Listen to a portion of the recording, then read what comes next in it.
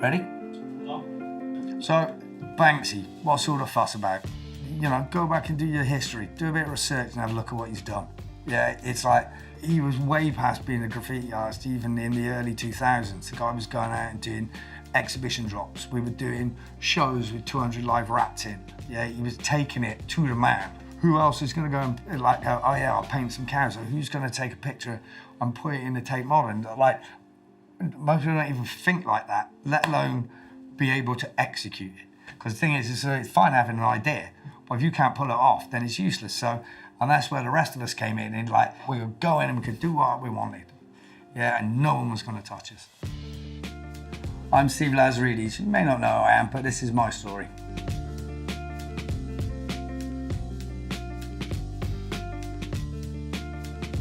I was born in Bristol in 1969. Rumour is that my gran had good gypsy heritage.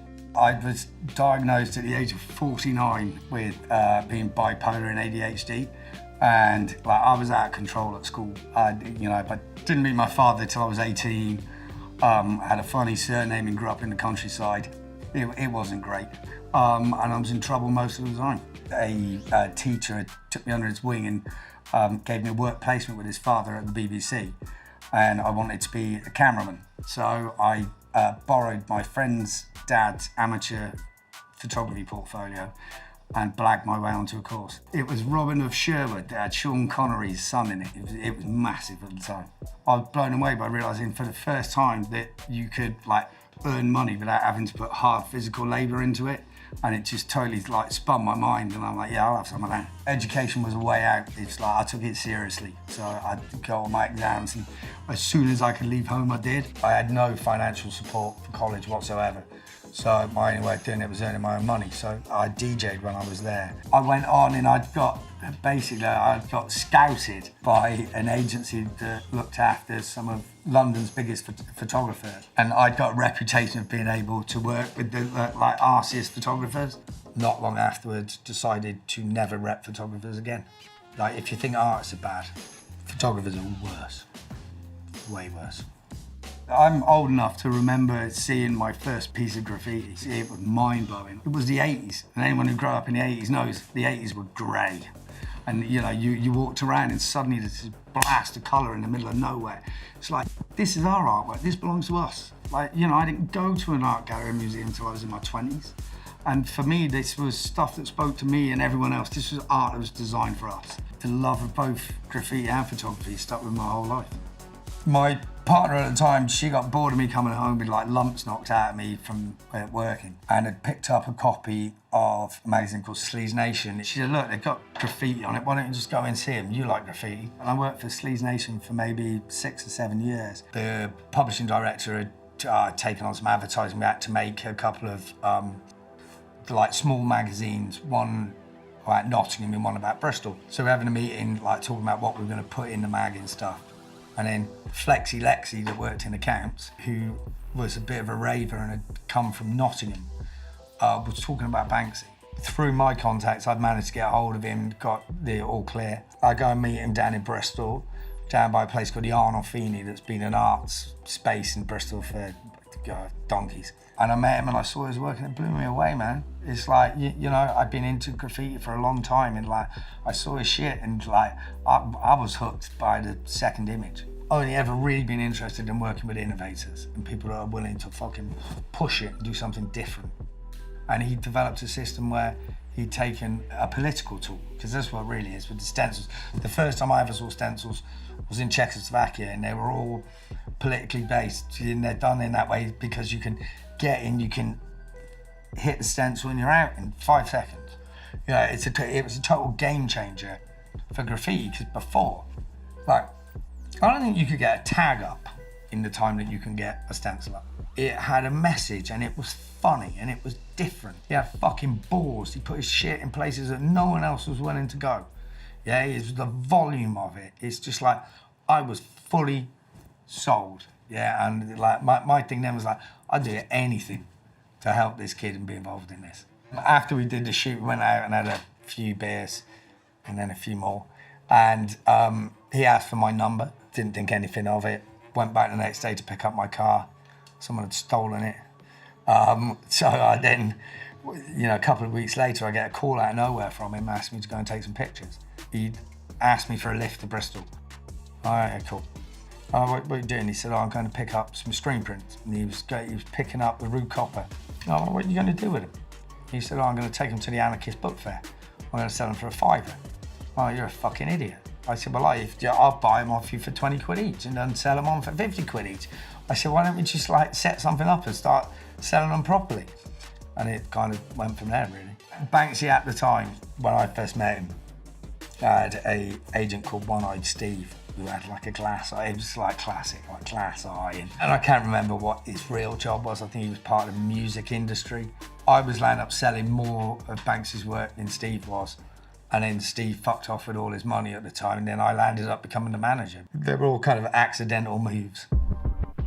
Once every couple of weeks, I'd have to go out and buy 2 new burner phones with cash and not giving any address.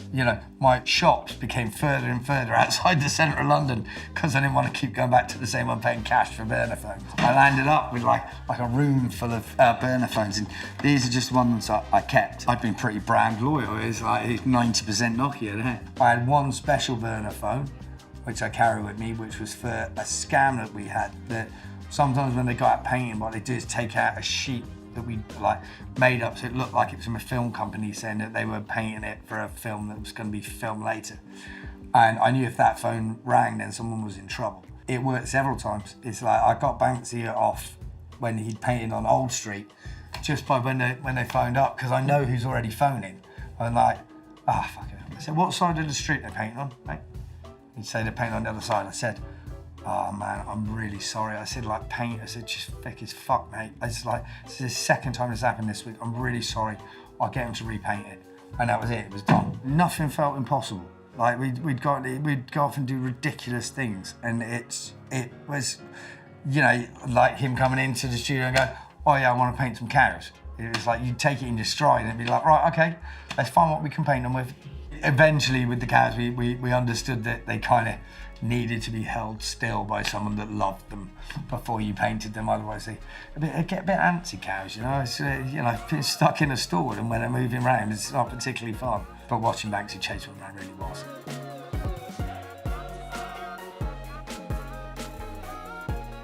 To highlight the madness of what was going on, maybe some you guys have seen pictures of some of these things, but how did it get to that? How did it get to that cow having paint on it? Because it ain't just as simple as someone rocking up and painting a cow.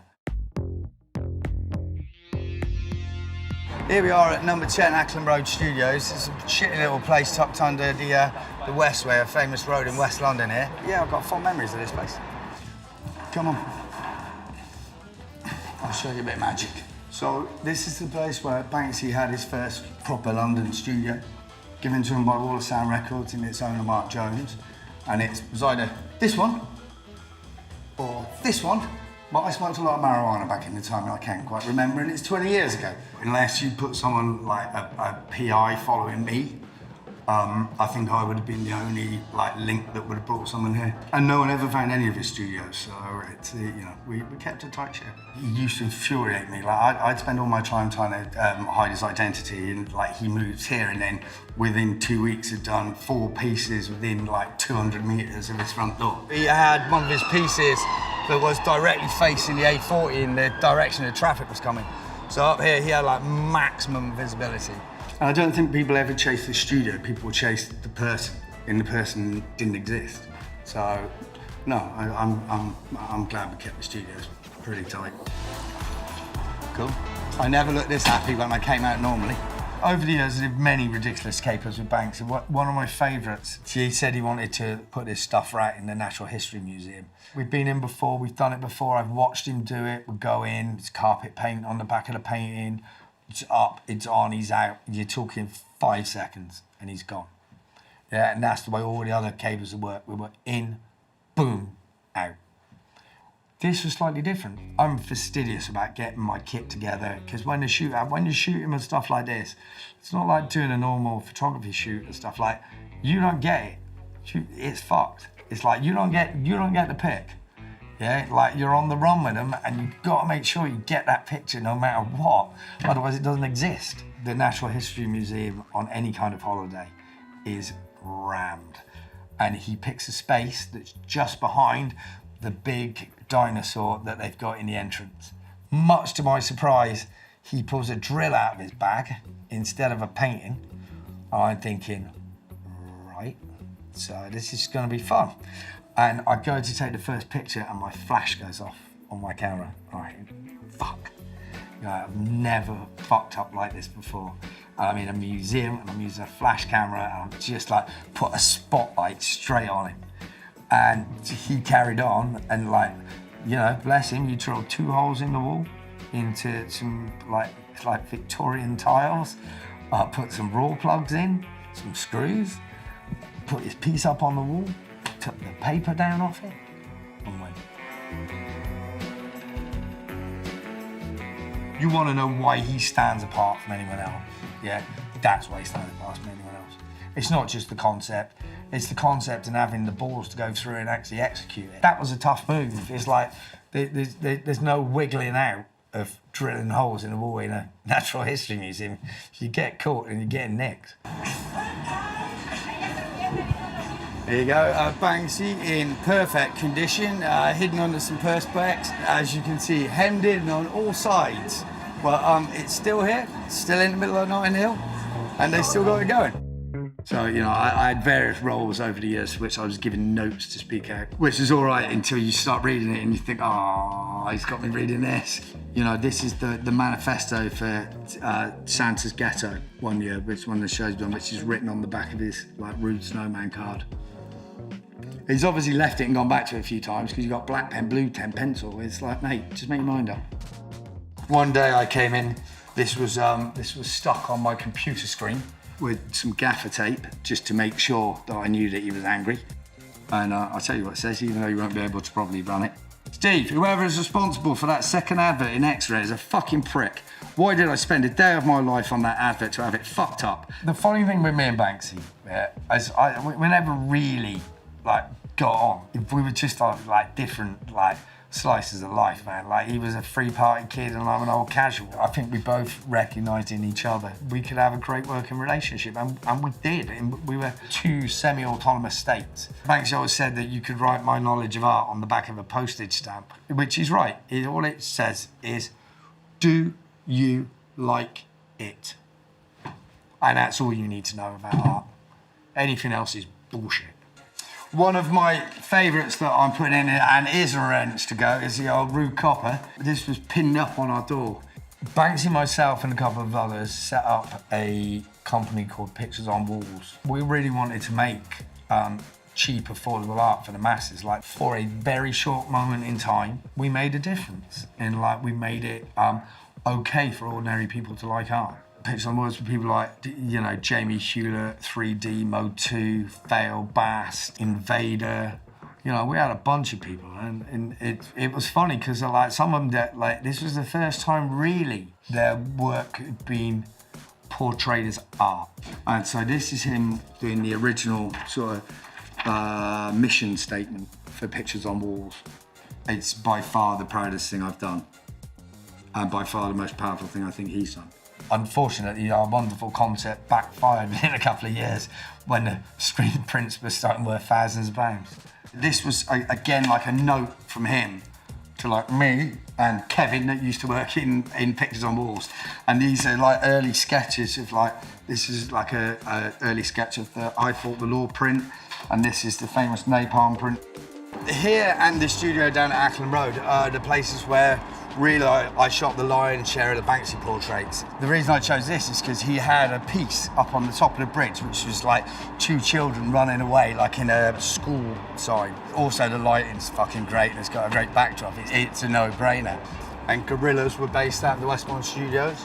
So that's how we got to know Jamie Hewlett and him going on to work with Damon Albarn at a different point. It was a studio so it was kind of dedicated to people who were doing like arts-based stuff, so it was nice. It wasn't like a load of like start-ups like sat in offices with no chat.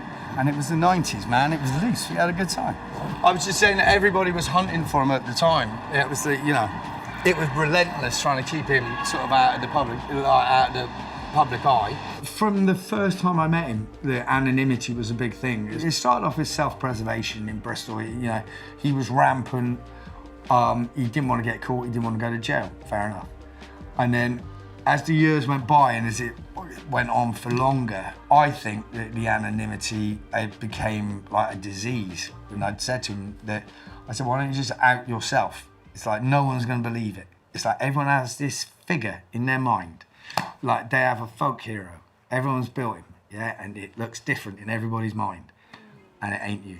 He's never really got to enjoy the fame that he got by, not going out places and everything else. So it was never a marketing tool. It became a marketing tool later on, but that's not how it started off. This was a printout that we had, I think that we'd made in the office for reasons I have no idea. This is personally one of my favourites, the original sketch for the paparazzi rat. And Banksy originally dropped this stencil outside of Sotheby's in a commentary on something I have no idea about, but he was angry. And again, this is his early style, he just used black pen and just simple work on paper, and then he'd take it and he'd photocopy it and he'd put some Tipex on it and then do it again, and then he'd use that to then blow up and make a stencil when he was doing them. I can date these ones really easily because this is we existed in a time before internet and stuff when we started. So Banksy used to make these flyers. You'd come in and he'd been down the photocopy shop, blowing them up to A3, doing 4 twist sheets so we can cut them up for flyers. He was too tight to get anyone else to do them, so we used to have to sit there and cut them up. The registration document for Banksy's website, this is what powered them all forward. Yeah, without the internet, these guys were dead. It was localized. You were famous in your area. You were famous in Notting Hill. That might not even get you fame across London. Yeah, and then suddenly the internet came, boom. They can put their message out in front of hundreds of millions of people. It ain't called the World Wide Web for no reason. It goes everywhere. There's an acetate that Banksy had made of me, maybe dress up as a security guard and pose in the doorway of the Masons building in Covent Garden. And it actually got painted on the Palestinian wall, and I've got a picture of it somewhere me on the wall. These two beauties have followed me wherever I've been and been on the wall in my studios.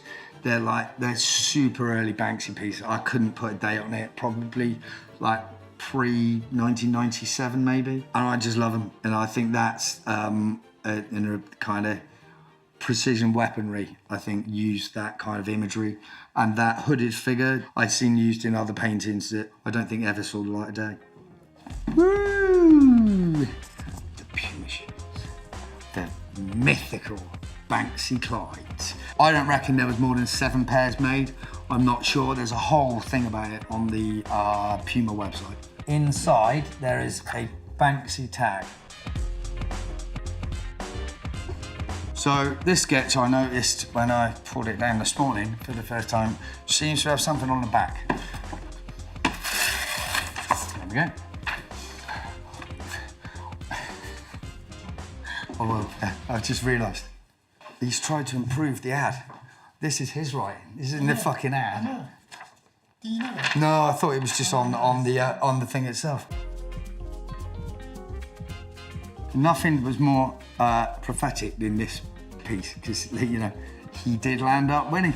He's in charge, and it's strange how over the years the different images rise and fall in popularity. Because at the time when this came out, this was by far the most popular print, not The Girl in Blue. Yeah, because this was the print that everyone saw, because this was out on the street. We split up in 2008. Listen, I had a great time. So I had a decade with him, and I had the fucking best time of my life, and I got the best stories of my life out of that period of my life. And I've got no regrets about it whatsoever. It got to the stage where there's a fair bit of money involved now. The painters were going for decent money. Me and him had different ideas about, how we'd fucking spend our own money. I also, at that point, had started representing a lot of other artists. So at that point, I had people like JR and Invader and everyone else, the Lazarides gallery had set up. I did an article for the Evening Standard about the new gallery opening, the journalist ran with the strapline that said, "The man who's banking on Banksy." And he saw that bit and it went apocalyptic, would be the best description. This one I only found yesterday or the day before, which was a note that Banksy sent to me and the staff, which is kind of how it worked with us, or from his side certainly. For the attention of all the staff at Lazing, from the artist Banksy. Hello people. Please excuse the group mail shot. I was just wanting to clear something up. It appears that some people working at Lazarides are still fielding inquiries on my behalf. I'm sure you mean well, but please understand that this is not necessary. Thanks for your understanding and cooperation with this. I wish you all the best in your continued endeavours to separate rich people from their money. Different ideas about life, I think, and it was time really for us to go our own ways. You know, as far as the art world's concerned, it's like I took an artist and a movement from being worth £250 a canvas to £4 or £5 million a canvas. That artist's biggest selling paintings on for £18.5 million. Yeah, we're known across the world. Yeah, where else is there to go? Right, now we're on to the housewife's favourite, the girl in bloom. It's like, you know, shown 1,000 times around the world. It was to do with the Red auction, and it was the Independent. And the Independent took and used the image for a free Syria campaign. And it went everywhere. And I think that was the moment that it got catapulted into like the general public's eye. Rumour is that that's his ex-bird. And like he painted it because he was upset that she dumped him. It sounds about right to me. So there's a few stencils that are in this cell. This is, I think it's an absolute peach. It's like a really small monkey head. He used to go around, like they went all over the place. And again, it's just one of those things that it's got left in my car or I picked up from behind a bin. One of his stencils, and he's cut out paper.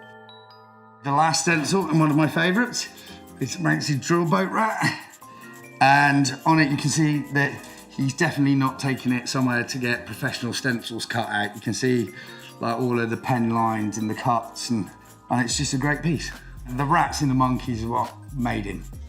And then there is captured 5 minutes and 32 seconds of footage of him installing the tape written. We'd done a dry run the day before, and everything had been fine. I get to the door with the camera, I get stopped by security. You can hear me having a conversation with security. I then put the lens cap back on the camera, and literally, like, the play's in motion, I can't do anything, you've got to capture it.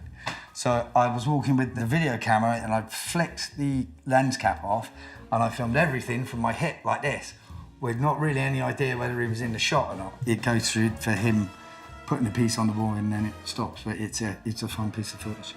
It's hysterical. It's like I said, he looks like Inspector Clouseau. It looks like there's a joke about to happen. About an hour and a half into it, the painting fell off the wall. You ain't ever seen people jump so high in your life. It's like being in a museum and something's fallen off the wall. It's like, you know, Harry didn't like wipe out 3 or 4 people with heart attacks, I don't know. Yeah, it was a great thing. And then I went to go and collect it the next day and some cheeky fucker had already picked it up pretending to be me. You know, being Banksy's agent was a full-time job. Yeah, it was difficult to rep other people while you had him on board because he's like, he outshadowed everybody else. You know, it was all encompassing. It like it was 24/7. It's like, you know, that's why he's great. He never stops. I facilitated all that because I believed in his brilliance. And you know, I still do. No matter what's happened, it doesn't change anything about the power of his work or how good it was. The footage of him doing that stunt, it's not just the fact that I got the footage of it, it's the fact that it's really the first stunt that he's done. That then sparked off everything else. You know, going to the Natural History Museum, the British Museum, going out to New York and doing the things out there. We're all really inspired by it, doing that one event. He's unlike any other artist that's ever existed. Yeah, he'd infiltrated the general population, and that's never really happened before. It's like, you know, you can look at all your big artists like fucking Warhol, Basquiat, and the rest of them. You did a straw poll around the world about what artists people knew. Banksy's gonna win hands down. And like, listen, it depends how you view winning. See, the art world views winning as the piece of art that's the most expensive. Me, I look at it as the artist who's most up. So, guys sold 2 million books, made a movie that got nominated for an Oscar, was rampant on the street, yeah? You don't get any more up than him. Suddenly it was cool to be an artist. You know, for the first time, kids in the playground didn't get their heads kicked in because they wanted to be an artist. The flower thrower, really, for me, is my favourite piece. I think that encapsulates what we were about, or should have done. It's one of the earliest images of his. Like, I remember seeing this. He did a painting called People Die Every Day. It was a big oil painting. And this rioter was in that image, and then the image got extrapolated and put down into this, and it's become one of his most famous images. Over the years, and at least like actively for the last decade, you know, I started compiling all the stuff I had together, and then there was various emails going back and forward, like trying to see if he wanted this as part of his legacy, because it is. And I said this to him early on, that certainly the photography collection is the only documentation of his early career. Sometimes when you were photographing it, it would be incredibly frustrating, because like your job is under no circumstances leave without getting the picture. Because like the artist has gone through everything, they've done all of the preparation, they've landed the bit, yeah. You just need to do your shit, yeah? Doesn't matter whether you're in a tunnel or whether you're outside, there's no option, you've got to get that shot. This for me is the piece de resistance, and it's the hardest thing for me to let go of. I feel like I'm losing a limb. There's 250 rolls of film, like 10,000 shots. Some of them are in focus. That's like the whole story of him becoming an icon. Images follow the travels of him doing stunts and installing stuff in museums. There's a load of wonderful contact sheets in there. That is his early career, and it doesn't exist anywhere else. It's like, this was a really strange point in time where film cameras were on their way out, but digital cameras didn't exist. There were no phone cameras. There was, you know, the only way you got a shot was with film and a camera, and boom. So yeah, there's pictures of him at work, there's portraits, there's all sorts in there. It's, like I said, it's the early history of probably the world's best known artist. People have always asked me what it was like to be involved in this. I've always said that I don't really know, because we were in the eye of a hurricane. It's like everything was happening around us, and we were just stuck there, and we had no idea of like really the power of what we'd created, because we were living it. You know, I'm ready for this to go. It's like, I'm not a man that ever looks at the past. It's like the past is the past, it's done. I decided to go with Julien's because I thought it was the best place for it. It resides in a strange place. He resides in a strange place. And like, you know, Julien's have got like a huge array of different items that they're selling. Yeah, that are all to do with, it's kind of like with pop culture. And this is what this is part of popular culture, it's not fine art. I think my main input to the Banksy world outside of the photography, I was a pit bull. Like, if we wanted to get something done, I went in like a fucking wrecking ball until we got what we wanted. But that's how it worked. It was like everything was missions. It's like, you know, we'd go on a mission and you go until it was done. And it was done, it's like, boom, next, where are we going? Yeah, and it never stopped. It was like one thing after another. And, you know, I'm ballsy. If I want to get stuff done, then I'll get it done.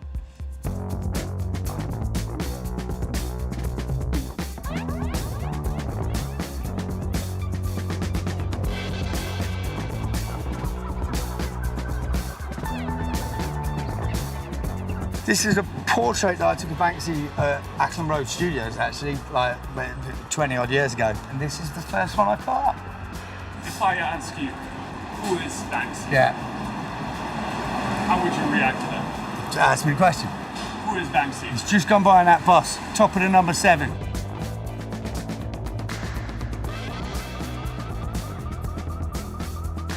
What would you say to Banksy if he walked into the room right now? Want a cup of tea?